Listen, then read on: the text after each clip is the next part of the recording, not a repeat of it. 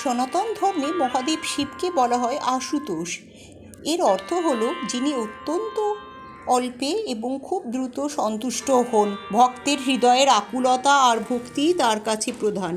শিবপুরাণ ও শাস্ত্রীয় বিধান অনুযায়ী মহাশিবরাত্রি রাত্রি আধ্যাত্মিক সাধনার জন্য বছরের শ্রেষ্ঠ সময়। ফাল্গুন মাসের কৃষ্ণপক্ষের চতুর্দশী তিথিতে মহাশিবরাত্রি পালিত হয়।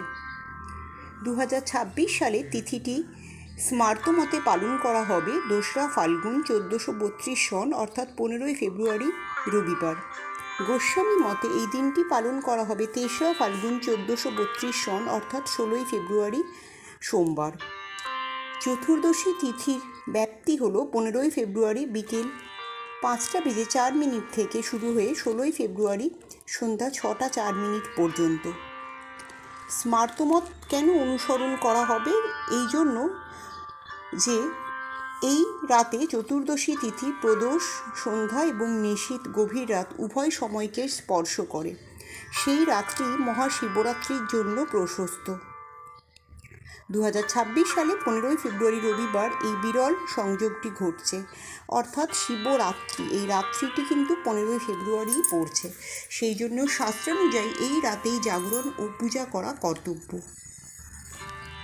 মহাশিবরাত্রি ব্রত কেবল একদিনের নয়, এটি শুরু হয় আগের দিন থেকেই। ত্রয়োদশী সংযম অর্থাৎ পূজার আগের দিন ত্রয়োদশীতে একবেলা নিরামিষ আহার বা হবিষ্যান্ন গ্রহণ করতে হয়। এটি করা হয় যাতে শরীর ও মন শুদ্ধ থাকে এবং ব্রতের দিন উদরে খাদ্যের অবশিষ্টাংশ না থাকে। শুদ্ধ স্নান। শিবরাত্রির দিন ভোরে ওঠে বা খুব সকালে স্নান করার সময় জলে সামান্য কালো তিল মিশিয়ে নেওয়া বিধেয়। শাস্ত্রমতে তিল শরীরের নেতিবাচকতা দূর করে শরীরকে দেবতার পূজার যোগ্য করে তোলে। সংকল্প। স্নানের পর শিবের সামনে হাত জোর করে মনে মনে সংকল্প করতে হয়। মন্ত্রটি হল শিবরাত্রি ব্রতং হেতং করিষ্যে দৃঢ়ং মহাফলং নির্বিঘ্নমস্তু মে দেব তৎপ্রদায্য গতপথে। অর্থাৎ হে মহাদেব, আপনার প্রীতি লাভের উদ্দেশ্যে আমি এই ব্রত করছি, দয়া করে আমার এই প্রচেষ্টা নির্বিঘ্ন করুন। 4 প্রহরের পূজা সময় ও বিধান এইরূপ। মহাশিবরাত্রির রাতকে 4টি প্রহরে ভাগ করা হয়। প্রতিটি প্রহরে শিবের ভিন্ন ভিন্ন রূপের আরাধনা করা হয়। প্রথম প্রহর অর্থাৎ শুরুতেই বিকেল 5:54 থেকে রাত 9:03 অবধি যেই প্রহরটি থাকছে, সেই প্রহরে মহাদেবের ঈশান রূপের পুজো করা হবে। পূজার মন্ত্রটি হল হোম ঈশানায় নমঃ। এই প্রহরে শুদ্ধ দুধ দিয়ে শিবলিঙ্গে অভিষেক করতে হবে। এর তাৎপর্য হল শরীর ও মনের পবিত্রতা লাভ। দ্বিতীয় প্রহর অর্থাৎ রাত 9টা থেকে রাত্রি 12:12 পর্যন্ত যে প্রহর, সেই প্রহরে মহাদেবের অঘোর রূপের আরাধনা করা হয়। পূজার মন্ত্র হল হোম অঘোরায় নমঃ। এই প্রহরে দই দিয়ে অভিষেক করা হয়। এটি পাপ ও অশুভ শক্তির বিনাশের প্রতীক।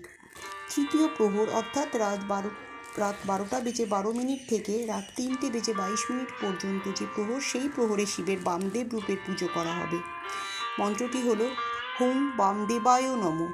এই সময়ে ঘি দিয়ে অভিষেক করা হয়। এর মাধ্যমে জ্ঞান ও আধ্যাত্মিক সমৃদ্ধি প্রার্থনা করা হয়।